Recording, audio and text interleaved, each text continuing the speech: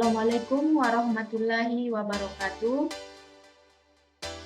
Selamat siang, salam sejahtera untuk kita semua. Saya ucapkan selamat datang dan juga terima kasih untuk Ibu Nur Asia SPD MPD selaku dosen pengampu mata kuliah statistik inferensial. Dan selamat siang juga kepada teman-teman semua. Perkenalkan, nama saya Fitriani, mahasiswa semester 3 di Universitas Negeri Makassar, jurusan akuntansi terapan. Dan sebelum saya akan presentasi, saya akan menjelaskan mengenai materi saya. Namun sebelum itu saya punya sebuah quotes, yaitu orang bijak mengatakan bahwa ilmu itu bukan apa yang dihafal, tetapi apa yang bermanfaat untuk orang lain. Dan ketika menyampaikan sebuah kebermanfaatan untuk orang lain, tentu masih didasari sebuah ilmu. Dan pada kesempatan siang hari ini, saya akan menjelaskan mengenai distribusi sampel dan teorema limit pusat.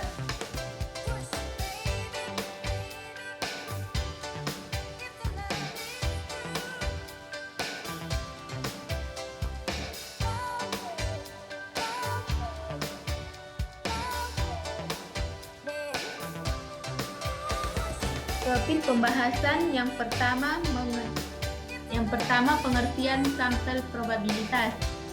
Untuk mendapatkan sampel probabilitas tersebut dapat ditempuh melalui 4 teknik, yaitu yang pertama pengambilan sampel acak sederhana, yang kedua pengambilan sampel acak sistematis, yang ketiga pengambilan sampel acak bertingkat, dan yang keempat pengambilan sampel acak standar. Bagian B, kesalahan pengambilan sampel, dan yang ketiga contoh soal. Yang pertama yaitu pengertian sampel probabilitas. Penelitian dalam berbagai bidang, apakah bisnis, manajemen, kriminalitas, sering kali melibatkan pengambilan sampel. Jarang sekali peneliti melakukan peneliti dengan mengambil seluruh data dalam populasi, karena hal itu membutuhkan waktu yang lama dan memerlukan biaya yang tidak sedikit. Yang pertama, populasi merupakan keseluruhan objek atau subjek sumber informasi yang diteliti. Populasi dapat berupa orang, benda, tumbuhan, peristiwa, dan gejala yang memiliki ciri-ciri tertentu dan jelas. Yang kedua, sampel. Sampel adalah sebagian dari jumlah dan karakteristik yang dimiliki oleh populasi. Selanjutnya, penelitian dengan menggunakan analisis data kuantitatif berkenan dengan data yang berbentuk angka. Hampir sebagian besar kesimpulan diperoleh dari penelitian yang menggunakan sampel. Pada sampel itu sendiri hanya merupakan miniatur dari populasi. Oleh karena itu, data yang dipilih tersebut diusahakan mewakili populasi atau representatif. Karena kesimpulan yang diambil dari sampel tersebut akan dikenakan untuk populasi generalisasi. Penelitian sampel dilakukan bila peneliti bermaksud untuk menggeneralisasikan hasil penelitian tersebut. Menggeneralisasikan adalah mengangkat kesimpulan yang berlaku bagi populasi. Syarat utama agar dapat ditarik suatu generalisasi adalah bahwa sampel yang digunakan dalam penelitian itu harus dapat mewakili populasi. Hadi 1998. Untuk memperoleh sampel yang representatif, salah satu teknik pengambilan sampel probabilitas yaitu probability sampling. Definisi sampel probabilitas. Sampel probabilitas adalah teknik pengambilan sampel yang memberikan peluang sama bagi setiap unsur atau anggota populasi untuk dipilih menjadi sampel. Untuk mendapatkan sampel probabilitas tersebut dapat ditempuh melalui 4 teknik, yaitu yang pertama, pengambilan sampel acak sederhana. Pengambilan sampel acak sederhana adalah suatu teknik untuk mengambil sampel dari suatu populasi secara acak. Menurut Ridwan 2006 nomor 58 menyatakan bahwa pengambilan sampel acak sederhana adalah cara pengambilan sampel dari anggota populasi dengan menggunakan acak tanpa memerhatikan strata atau tingkatan dalam anggota populasi tersebut. Selanjutnya, dengan cara ini diharapkan setiap anggota populasi memiliki kesempatan yang sama untuk terpilih sebagai anggota sampel. Misalnya, suatu penelitian hendak meneliti hubungan beasiswa, mahasiswa yang memperoleh dan yang tidak memperoleh beasiswa. Untuk motivasi Dengan motivasi menyelesaikan studi tepat waktu, dari mahasiswa jurusan administrasi pendidikan misalnya jumlah mahasiswanya 40 orang, maka probabilitas masing-masing mahasiswa terpilih sebagai sampel adalah 1-40. Ada beberapa cara untuk menarik sampel dengan cara acak sederhana ini, yaitu yang pertama, satu cara undian, yang kedua cara ordinal, yang ketiga menggunakan tabel bilangan acak. Cara undian adalah cara yang paling mudah peneliti melakukan sebagaimana melakukan undian, yaitu yang pertama buat daftar yang berisi semua subjek atau individu, yang kedua berisi nomor urut kepada semua subjek, yang ketiga tulis nomor urut tersebut masing-masing pada selembar kertas kecil, yang keempat gulung masing-masing kertas itu baik-baik, yang kelima masukkan gulungan-gulungan itu pada kotak undian, yang keenam kocok kotak tersebut. Yang terakhir, ambil gulungan kertas itu satu demi satu sampai jumlah yang diperlukan tercapai. Selanjutnya, cara ordinal dilakukan dengan menyusun subjek dalam suatu daftar dan mengambil bahwa misalnya bernomor ganjil atau bernomor genap, kelipatan 2, kelipatan 3, atau kelipatan 10. Cara menggunakan tabel bilangan acak ini sering digunakan oleh para peneliti, sebab prosedurnya sederhana dan kemungkinan penyimpangan dapat dihindari, misalnya tanggapan pasien sakit jiwa di rumah sakit Cahaya Mulia terhadap suatu jenis obat baru. Populasinya terdiri atas 70 pasien yang menerima obat tersebut, kemudian satu nomor identifikasi diberikan kepada setiap pasien yang berawal dari 00 dan berakhir dengan 69, seperti pada tabel bilangan acak pada gambar 4.1 tabel bilangan acak yang tertera pada slide. Selanjutnya yang kedua, pengambilan sampel acak sistematis. Pengambilan sampel acak sistematis adalah suatu teknik sampel dengan cara acak, tetapi penentuan sampel yang diinginkan berdasarkan urutan populasi yang telah diberi nomor urut. Misalnya peneliti ingin mengadakan penelitian tentang penghuni, tentang lembaga permasyarakatan, dan dianggap bahwa seluruh penghuni lembaga permasyarakatan sebagai populasi, yaitu berdasarkan daftar penghuni LP yang ada, maka dalam pengambilan sampel peneliti dapat dimulai dengan menentukan nomor penghuni secara acak. Sebutlah nomor 12 dari daftar yang peneliti miliki. Jadi mulai dari penghuni nomor 12 dan setiap 10 nomor berikutnya dipilih sebagai sampel, maka peneliti mendapatkan sampel penghuni LP nomor 12, 22, 32, 42, dan seterusnya untuk diwawancarai. Selanjutnya yang ketiga, pengambilan sampel acak bertingkat. Seringkali karena alasan-alasan tertentu, sampel acak bertingkat atau stratified random sample dianggap sebagai teknik pengambilan sampel yang paling sesuai.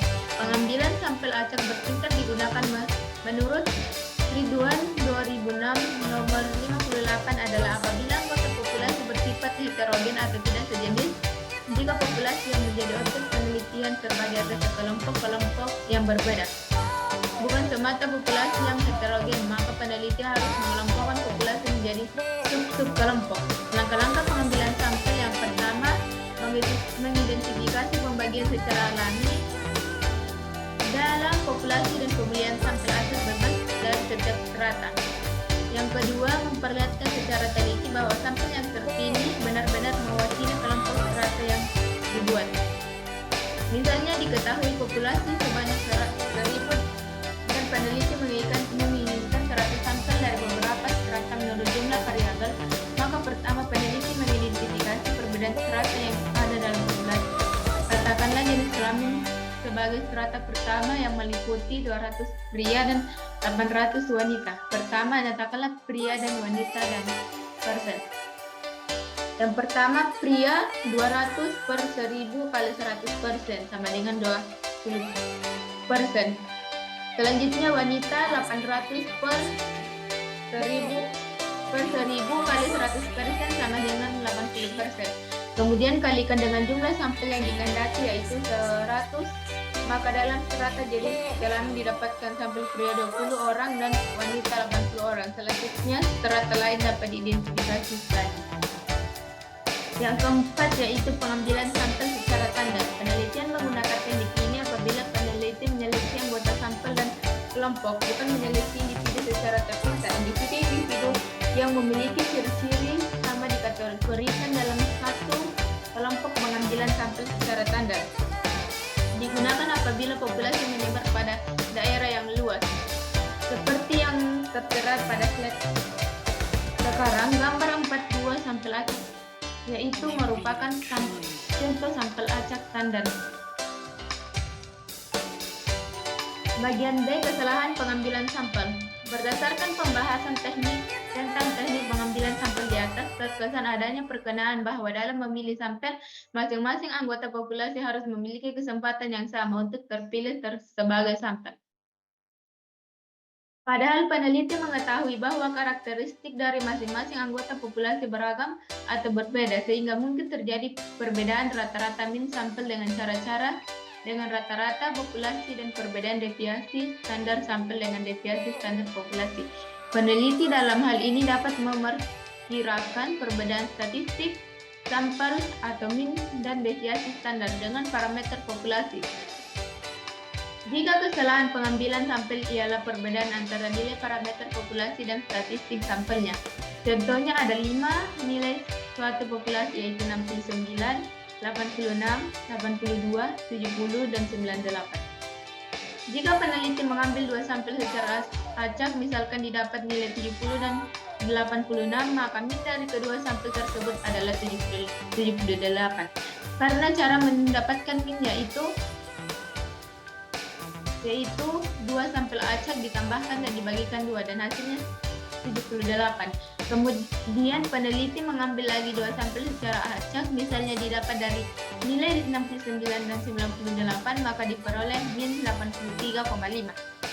Rata-rata populasi ialah 81, sehingga dapat diketahui kesalahan sampel adalah min 3 untuk sampel pertama dan 2,5 untuk sampel kedua. Selanjutnya, rata-rata sampel dalam ukuran tertentu dapat dipilih dari suatu populasi berbeda dari sampel ke sampel. Bila semua rata-rata sampel diatur dalam suatu distribusi probabilitas, maka distribusi sampel rata-rata sampel atau sampling distribusi of demands pada tabel 4.1 menunjukkan lamanya pelayanan dari 6 orang pekerja. Pada tabel lama pelayanan dari 6 pekerja, nama pekerja Dian, lama pelayanannya 4, dan selanjutnya. Berdasarkan data tersebut diperoleh min populasi adalah min populasi 4 tambah 3 tambah 3 tambah 2 tambah 4 tambah 3 per 6 sama dengan 3,16667. Distribusi sampel rata-rata adalah sebuah distribusi probabilitas dari semua rata-rata sampel yang mungkin dari sebuah populasi.